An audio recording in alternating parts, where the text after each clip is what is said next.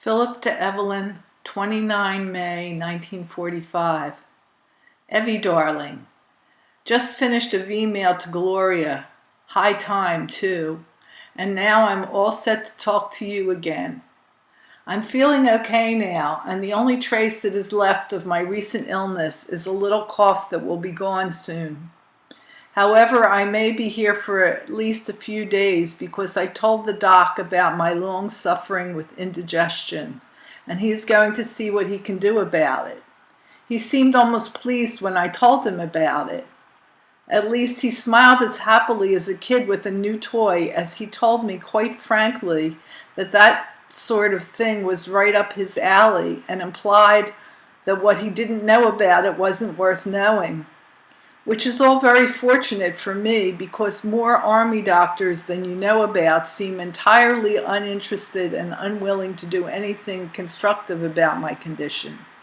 This Captain Brownlee, though, appears to be most interested. I got the impression it is his specialty and hobby.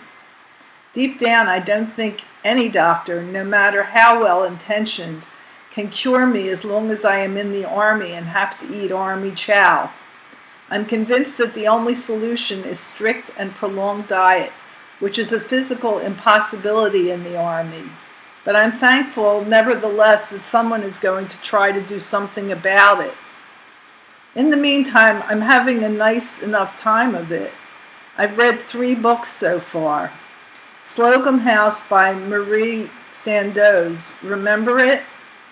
There's One in Every Family by Frances Eisenberg, a very light, humorous novel that amused me, and My Dear Bella by Arthur Kober, which is a series of sketches about a Bronx family, Ma and Pa Gross, and their young and only daughter Bella.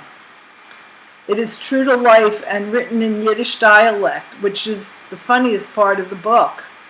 I think you'd enjoy it, sweet. So try to get a hold of it. When I'm not reading, I'm either dozing or listening to the radio. There are 2 loudspeakers, one at each end of the ward, and through these, at intervals during the day, we hear the news, music, and transcribed records and radio programs, such as the Edgar Bergen Show, etc. Then, of course, a good proportion of my time was spent writing that 14-pager, the V-mail to Gloria, and now this. The ward is filled with former combat men, some former PWs, etc., who swap yarns some of the time. I usually lend an attentive ear to this talk, because some of these fellows have had some unusual experiences, sometimes dramatic, but the ones they usually talk about are the ones they found funny or sexy, with plenty of the latter. I often wonder what you would think, darling, if you could hear about some of the things that guys and gals are wont to do under circumstances peculiar to wartime. Most of the fellows are going home in a few weeks, and while they try not to be impatient, it is pretty difficult, and even though they don't talk much about it, one can see how preoccupied they are with their thoughts of home. I was just thinking how ironic it would be if my unit were shipping home before I could get out of the hospital. But I guess there isn't much chance of their moving any place before I get out of here, although I don't think we'll be in England more than another few months.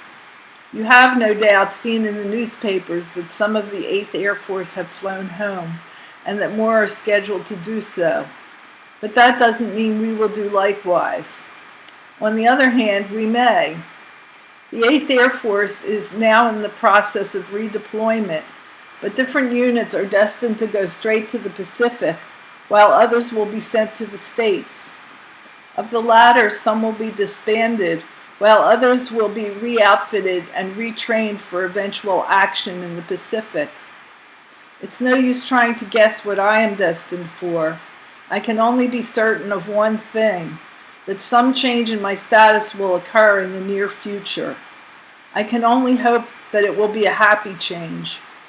I know you are praying for me, honey. I'm missing your letters, sweetheart, and it's hard to do without them. 2, it makes it so much more difficult for me to write a really long letter. Although I haven't done too badly here of late, huh? Guess I'm just about all read out now, so I'll close this with my usual large measure of love to you, the pumpkin, and all.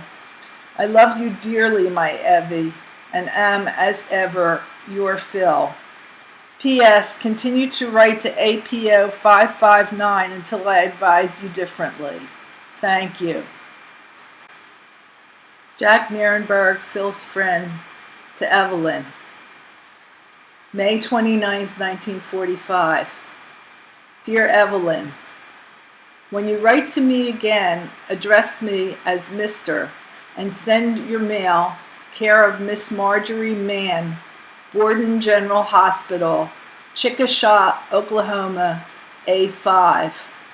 Yup, I got a CDD, and after 5 more days I'll be cleared from the hospital and on my way to Marjorie. I intend to find a job in photography in Oklahoma City, and we'll see each other about 3 times weekly. When we've saved enough, we'll go east. After that, I'll probably take up on one of the XGI programs to lead me to a research job in photography. I'm not sure.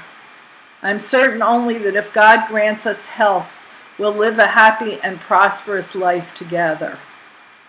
I hope you're all well, and I sure wish I could hear from Phil once in a while, and from you often.